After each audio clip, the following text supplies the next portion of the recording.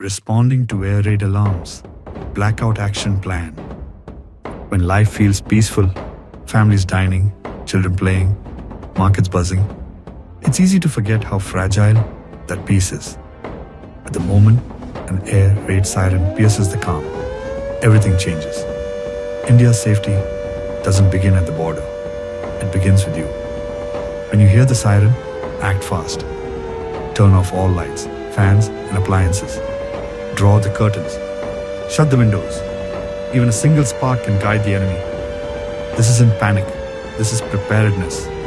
The strength of a nation that knows how to protect its own. Teach your children what to do. A child pulls the curtain. A teen helps their grandparents turn off the lights. A family sits in silence, calm, composed, ready. Across the city, the spirit awakens. Volunteers check rooftops for light leaks. Women check on elderly neighbors. Soldiers at the border, calm, alert, unwavering. This is India. Every home, a fortress. Every citizen, a shield. In darkness we don't hide, we unite. From cities to villages, a quiet blackout spreads. Not out of fear, but love.